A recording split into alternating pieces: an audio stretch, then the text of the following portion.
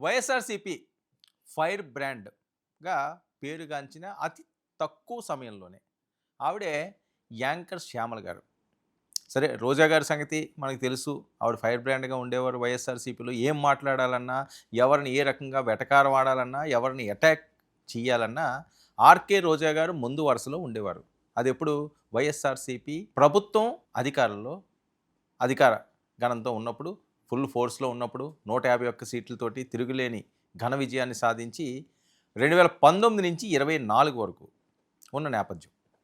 So, ఆ తర్వాత జరిగిన పరిణామాలు కాలక్రమేణా వైఎస్ఆర్‌సీపీ ఏ రకంగా ఓడిపోయిందో, ఏంటో అన్నీ తెలిసిన అంశాలే.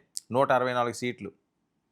సో, ఇప్పుడు పరిస్థితి ఏంటంటే, మళ్ళీ వైఎస్ఆర్‌సీపీ 2029లో ఎట్టి పరిస్థితుల్లోనూ అధికారం రావాలి. సరే, అధికారం రావాలని కోరుకోవడంలో తప్పులేదు. ప్రజల మన్ననలు పొందాలి. అధికారంలోకి రావచ్చు. ఏది అసాధ్యం అన్నది ఏముండదు.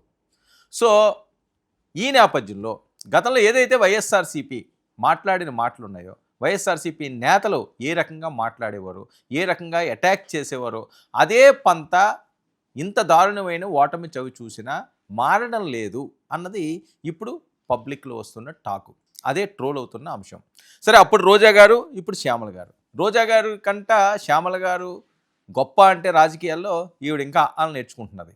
ఆవిడ అమ్మాహా వరకు వెళ్ళిపోయింది. అనుభవం వచ్చేసింది. ఎప్పుడో తెలుగుదేశం పార్టీ నుంచి కదా! తెలుగుదేశం పార్టీ చూశారు, వైఎస్ఆర్‌సీపీ చూశారు. ఏ రకంగాన్నా స్పీడ్‌గా మాట్లాడగలరు, కొద్దిగా డేరింగ్‌గా ముందుకు కదలగలరు.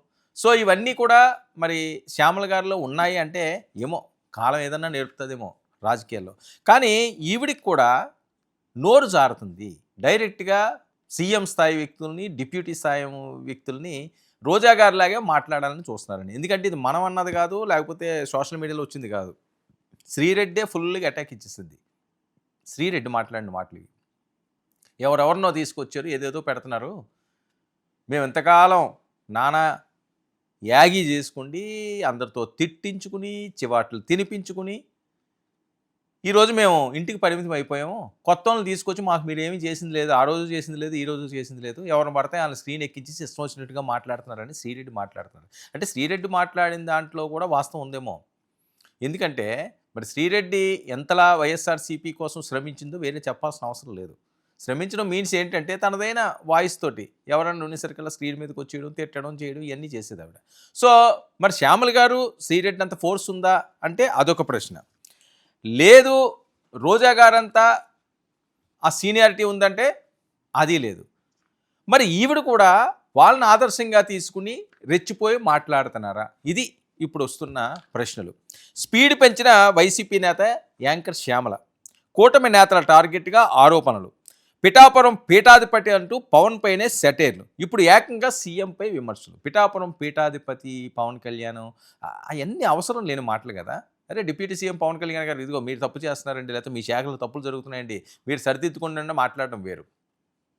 అంటే ఎవరినో చూసి ఏదో వాతలు పెట్టుకుంటే ఏదోలా ఉంటుంది చూద్దా ఆ రకంగా ఉందేమోని. అంటే వాళ్ళెవరో చేశారు, వాళ్ళు బాగా ఎదిగారు కదా, వాళ్ళు బాగా ఫెమిలియర్ అయ్యారు కదా, ఆ రకంగా మనము ఎదుగుతాము, ఫెమిలియర్ అవుతాము అని అనుకుంటే తప్పులో కాలేసినట్టే శ్యామలక్క అని చెప్పి కొంతమంది మాట్లాడుతున్నారు. వాళ్ళకే దిక్కు లేదు, ఎక్కడున్నారో తెలియట్లేదు, చేతులు జోడించి తప్పు అయిపోయింది క్షమించండి అన్న స్టేజ్‌కి వెళ్ళిపోయారు శ్రీరెడ్డి లాంటి వాళ్ళని. వాళ్ళకంటే నువ్వేమి గొప్ప ఏమీ కాదు, వాళ్ళన్నిటికీ తెగించున్న వాళ్ళు, నువ్వు ఇంకంత తెగించే పరిస్థితిలో కూడా నువ్వు లేవు అని చెప్పి ఫుల్‌గా అటాక్ మోడ్‌లోకి దిగిపోతున్నారు. అంటే టార్గెట్ శ్యామల అన్నట్టుగా వెళ్తున్నదా? ఓడిపోవడంతో వైసీపీలో ఫైర్ బ్రాండ్ సైలెంట్. నోరు మెదపని ఆర్కే రోజా. కొన్ని అంశాల మీద వస్తున్నారు కానీ అంత యాక్టివ్‌గా లేదు అని.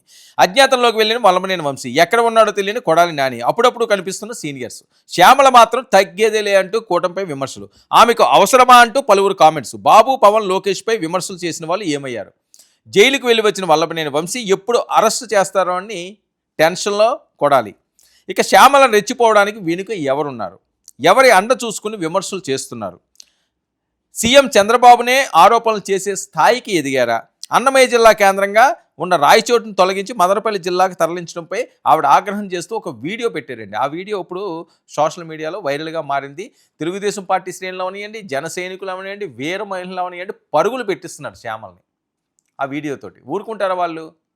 అసలు పెద్ద పెద్ద వాళ్ళనే వాళ్ళు క్షమించరు. రోజా లాంటి వాళ్ళనే వాళ్ళు ఎక్కడ బేఖాతరు చేసేవారు కాదు, రివర్స్ అటాక్ చేసేవారు. వంశీని అవనియండి, లేకపోతే ఇంకొకరిని అవనియండి, మంత్రుల స్థాయి వ్యక్తుల్ని వాళ్ళు వదలలేదు. పవన్ కళ్యాణ్ గారు జోలికొచ్చినా, లోకేష్ గారు జోలికొచ్చినా, చంద్రబాబు నాయుడు గారు లోపలికొచ్చినా వాళ్ళ ఫాలోవర్స్. ఇప్పుడు శ్యామలను వదులుతారా? వదిలే ప్రసక్తే లేదంటున్నారు. ఇక రాయచేట్లో శాంతియుత నిరసన ర్యాలీకి పిలుపు, జిల్లా మార్చారని.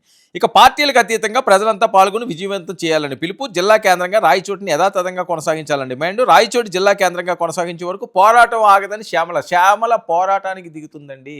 యాంకర్ శ్యామల అప్పుడే పోరాటాల వైపు వెళ్తున్నది. ఆవిడ మాటలు కాదు, చేతల్లో కూడా నేను చూపిస్తాను అని చెప్పి రెచ్చిపోతున్న శ్యామల అంటూ పెద్ద ఎత్తున ట్రోల్స్. అసలు ఆవిడ ఏం మాట్లాడారో చూడండి. గతంలో పవన్ కళ్యాణ్ గారిని ఒక పీఠాధిపతి, ఆ పతి, ఈ పతి అని చెప్పి ఆయన సెటైరల్గా మాట్లాడారు. అప్పుడే జనసేన వాళ్ళు బాగా ఆడుకున్నారు.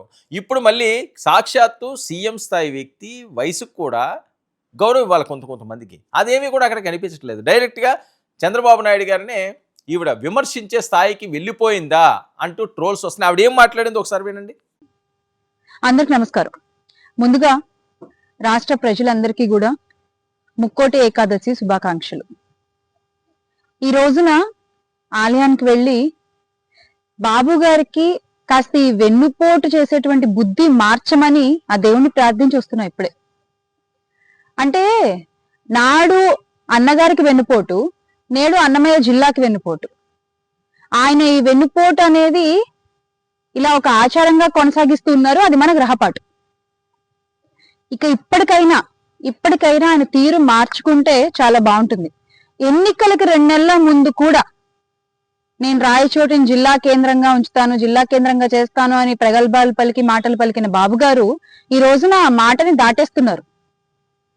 అక్కడ ఉన్నటువంటి మంత్రి గారు మంత్రి సమావేశం తర్వాత ఏడ్చుకుంటూ బయటకు వస్తున్నారు. నేనేం చేయలేకపోయాను, నేనేం మాట్లాడలేకపోయాను, కానీ మీరేం భయపడాల్సిన అవసరం లేదు, 1 సంవత్సరంలో అభివృద్ధి చేసి చూపిస్తాను అని. ఎలా అభివృద్ధి చేస్తారు అని అడిగితే అక్కడున్న ప్రజలు రాయచోటికి మెడికల్ కాలేజీ ఇస్తారట బాబు గారు అని చెప్తున్నారు. ఎవరన్నా వింటే నవ్విపోతారండి. పులివెందుల్లో ఉన్న మెడికల్ కాలేజ్ అమ్మకానికి పెట్టి రాయచోటికి మెడికల్ కాలేజ్ ఇస్తారని బాబు గారు చెప్పడం, మీరు నమ్మడం, అది మళ్ళీ మీరు వచ్చి ప్రజలకు చెప్పడం. అంటే ఎలా ఉందంటే ఇది ఏదో మాట చెప్తూ ఉంటారు కదా, వినేవాళ్ళు వెర్రివాళ్ళు అయితే చెప్పారని చంద్రబాబు అని. ఇంకెన్నాళ్ళు మోసం చేస్తారు మీ అబద్ధపు మాటలతో, మీ కవరప్పులతో, మీ వెన్నుపోట్లతో.